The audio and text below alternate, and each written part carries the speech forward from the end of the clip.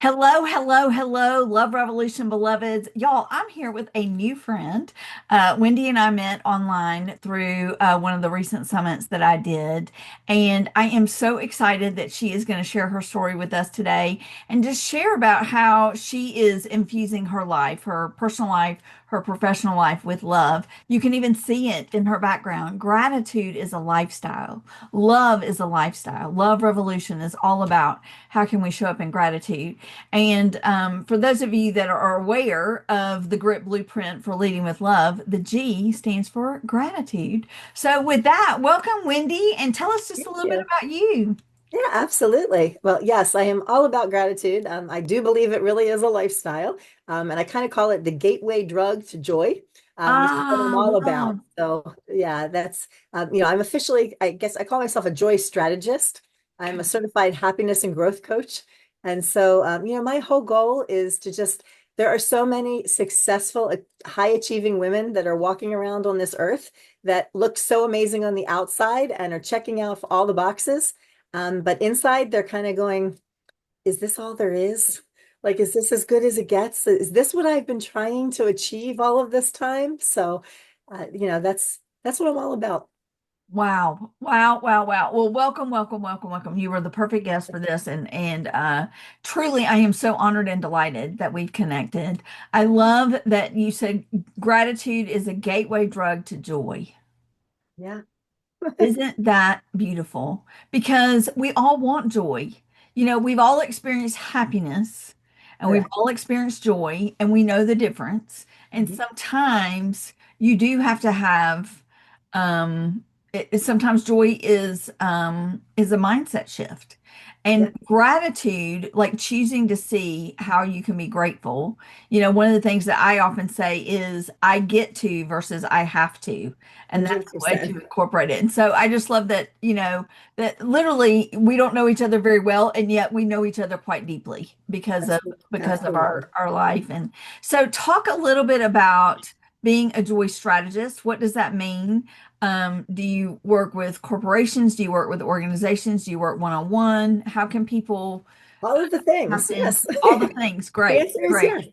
yes. Yeah, I mean, I do group coaching mostly when it comes to the actual coaching part. I do some one-on-one, but for me, the thing that I love about bringing communities of women together is that we all learn from each other, right? It's not just me teaching them things, but it's also everybody bringing their life experience and bringing what they have to the table. Yes, absolutely. With corporations, organizations, I do keynotes, I do workshops. I'll come into corporations and work with their people to come up with their one word for their particular group, which I don't know if you're familiar with the one word, but it's the idea, it's kind of the anti-New Year's resolution idea. We all been told that we do these New Year's resolutions, and then by February, if you ask somebody, they're like, resolution what? Like, Yeah, oh, I was supposed to go to the gym. Yeah, that's not a thing anymore. yeah. But the idea of the one word is that you pick one word that's going to guide you for that year. Oh, okay. Yes, yes, yes. Okay, And yes. so, Yeah. yeah. And so the cool part is if you do that as a group, collectively, when you start talking about what your one word might be, that leads to really what your mission is, how your Right. group or you are going to show up in the world and how your organization is going to show up in the world, right? I work with people on limiting beliefs and on negative self-talk, but those are all fancy words. The bottom line is I want people to very intentionally have joy in their life. And the cool part is it's not a when, it's a choice. Yes. That's the huge thing for people to Yes. understand is that, I hear people all the time and people say, well, how do I know when someone should be talking to you? And I said, well, if you have a friend who is always saying, I'm going to be happy Hmm. when I get the next job, when I buy the next house, when my kid moves out, when my kid moves back in, all Hmm. these things. But every minute of every day, there's these little glimmers, these little moments of joy that we're all experiencing, even on bad days. I mean, yesterday, I just happened to have a really, what most people would call a bad day. But Mm. I don't have bad days because what I actually had was about an hour and a half that was awful. Hmm. And then I had a decision of whether or not I was going to let that be my whole day or my whole week. Hmm. Or in some cases, the old me would have done that for a whole month, maybe even, is sit in that. But again, it's not that people only are going to feel happy because I'll have people say, well, if I had a life like you, Wendy, rainbows and butterflies, I would be happy too. And I'm like, my life is not rainbows and That's butterflies, right. but it's having those tools, Mhm. having the tools of joy so that you can, even on those days, say, yes, things were really awful, but when I was driving home, one of my favorite songs came on the radio, and Yeah. that was super fun. And I would normally have listened to it, but I like sang it. Like, and I Yeah. don't even know all the words, and I'm really not a good singer, but I Yeah. sang it because Yeah. I felt like that's what I needed in that moment. And Yeah. it's having those tools to know whatever I'm experiencing in a bad way, it's temporary. Yes. I know how to get out of it. It's just going to take a little while sometimes. Yes, yes, yes. Well, I love what you said too, because you said, I mean, when you said my life is not all rainbows and unicorns and all the happiness things, and I said exactly. Obviously, I don't know you, and so I'm Right. not, However, none of us has this bright, rosy Instagram life. We all know that that's just a slice, and that there are Absolutely. other things also going on. I'm curious, Wendy, because you and I just have such a similar trajectory, I think. And Absolutely. one of the phrases you just used was the old me, the old Wendy would have. And then there's this today Wendy. Can you Yes. talk about your revolution? Our my Sure. company is Love Revolution, Yes. and it's based on a Dr. King quote that says a social movement that moves merely people is a revolt, but a social movement that transforms people and institutions is a revolution. And love is revolutionary, and joy is revolutionary, gratitude is revolutionary. And so, revolution and evolution and iteration. So, can you talk about the old Wendy to today's Wendy and future Wendy? Yeah. Oh, absolutely. Future Wendy. Yeah, that's an interesting one. But yeah, I was going through the motions and I didn't realize it because I was so busy. And I think that's why I gravitate towards women who are successful and on the outside look like they're checking off all the boxes. The people that you would envy and be like, man, she has just really got it all together. Because at least from the world I understand and what people have told me, that was what people saw me like. That's what they saw on the outside. Mhm. But I was barely holding it together. And I thought that was just the way I was supposed to be. I am proud to be a recovering perfectionist, Ah, and a recovering people pleaser. yes. But I'm recovering, I do fall back into that sometimes. I was also a fixer. I would try to fix your problems, even if you never asked me to, Yes. and Yes. those are huge things to there's a shift. And for me, there was actually that moment. Sometimes things just happen and you're like, oh, there wasn't really a moment. I just started to decide, no, for me, there really was a moment. I had gone to somebody, ironically, to talk about financial things because I know you have your debt-free program. And I Yeah. love that. And I wish I had found you before my kids were in college. Oh, But I went to talk to a financial planner and I was dreading it because I basically was trying to figure out how to get out of debt. I was not trying to figure out how to invest my millions of dollars. yeah. And I was so embarrassed because, the perfectionist part in me Mhm. did not want to have that conversation. I kept putting it off and putting it off. And so literally I felt like my ego and I had a conversation and Mhm. we said, we're going to go in, we're going to hand the envelope and we're going to get the heck out as quickly as possible. I mean, that's the plan. And I sat down with a woman who I really didn't know very well, except for networking. Her name is Layla O'Brien. Mhm. And Layla and I, ironically now, and not ironically, makes perfect sense. We are now very close friends. But at that Oh. point, I was dreading seeing her. And I thought, I'm just going to give her the envelope. I'm going to walk out. We're done. And she And looked the at me, envelope had like all all my your paperwork for financial, all you. all of my Gotcha. Okay. financial horrors that I did Yes. not want to deal with and didn't want to discuss. I almost wanted to give it to her and say, never give it back to me. I don't want to look at it ever again. Yeah. And she looked at me across the table and she said, Wendy, I have a question for you. And I'm thinking, oh, no questions. I'm just leaving. And she said, if money and time were no challenge for you, what would you be doing right now? And like, if someone asked me that now, oh man, I Yeah. could give you an earful. Yeah. But in that moment, I had nothing to say. Yeah. And I speak for a living. So I always have something to say. Yeah. And that was a minute I realized, like, somewhere along the way, becoming a business owner and a wife and then a mom to three amazing girls, I had kind of lost me. I had Mhm. lost my ability to dream and to believe that I could still do things and that I could plan intentionally what my life was going to look like. Because at that point, it was not that my life was bad. My life was fine. Yeah. And that to me is the four-letter F word that I never want to hear anybody say. Yes. You know, Yes. I don't want people to be fine because extraordinary is an option, but I Yeah. didn't realize that at the time. Mhm. And so for me, it was like, wow, something has to change. And it Mhm. has to change right now because I'm not going to accept this anymore. Mhm. And so that was the turning point for me where I decided to very intentionally, I said, look, it might go well, it might not go well. This Mhm. could be the best or worst decision I've ever made, Mhm. but I'm making a conscious decision to take back my life. Yes. I'm curious, Wendy, how old was your youngest child when this took place? Mm, they were still little.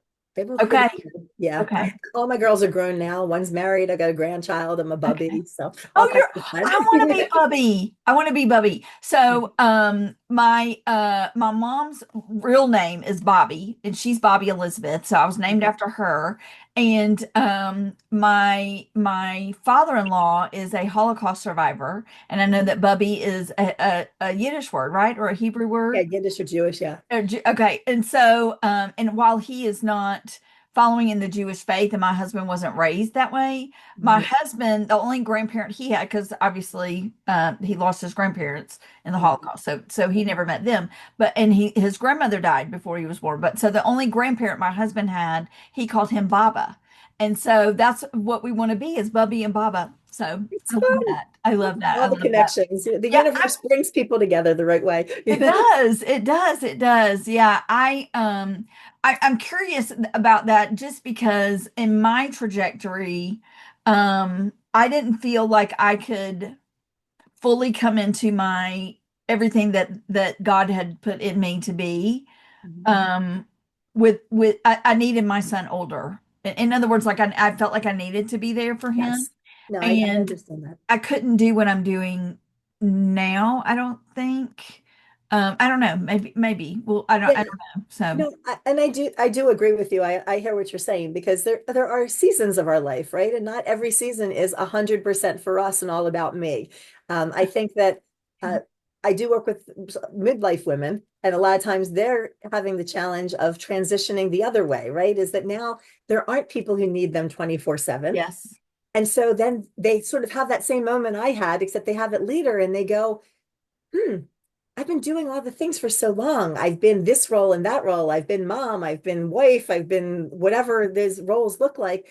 I don't know who I am if I don't have all those roles. Yes. I think that's, so it's a Yes. transition thing. So it can be on either Yes. side of it. Yes. I see Yes, what you're I saying. couldn't do exactly what I was doing then, now.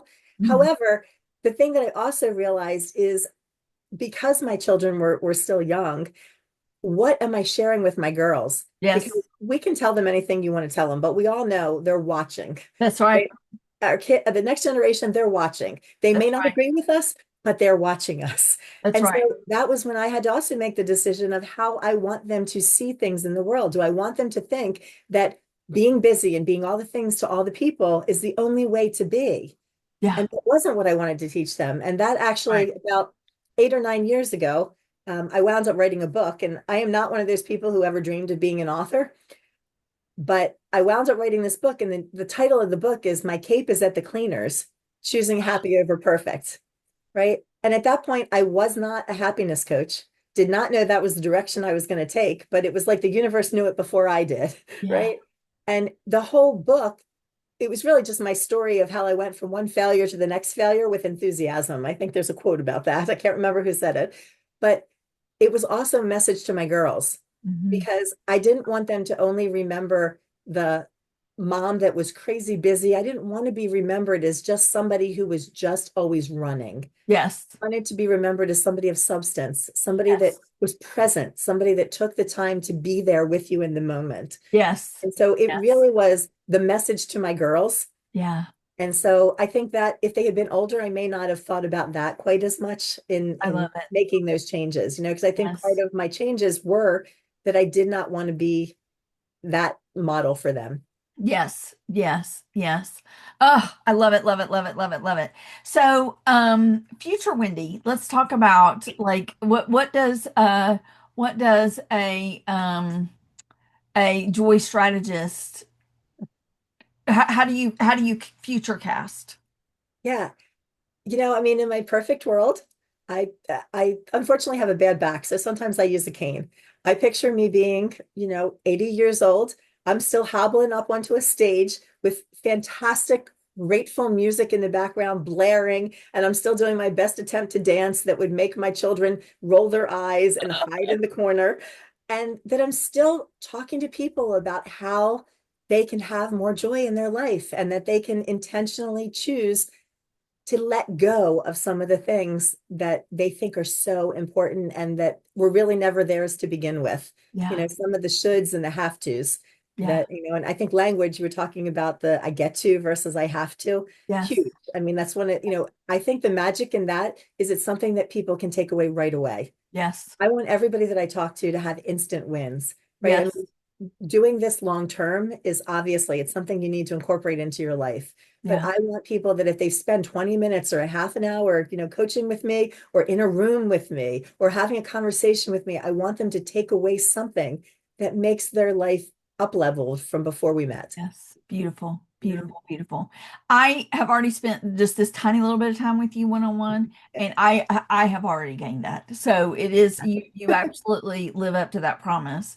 I wrote a book, Debt Free Degree, and loved writing the book. It was a great process, and I spent 30 plus years in and around higher ed. I love everything about higher education and college students and helping them figure out. And when I say college students, I mean young people, with their path, because not every child needs a 4 year degree, but I do 100%. believe every child needs something post high school, something, whether it's OJT or apprenticeship or certificate, whatever it is. Sure. And so people have said to me, okay, so Dr. Ross, when are you going to write the Leading with Love book?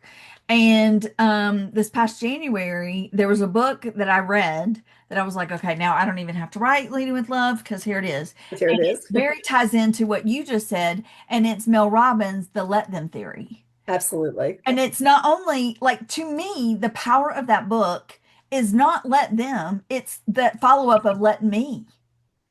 I really wish the book was called The Let Me Theory. 100%. And I've actually had numerous conversations because, people know that I talk about Mel Robbins sometimes and, Oh, you her do? high Okay. five method and things like that. I love a whole bunch of the stuff that she does. And I mention it and then I go, there was a book before Let Them, believe it or not, that was called The High Five Habit.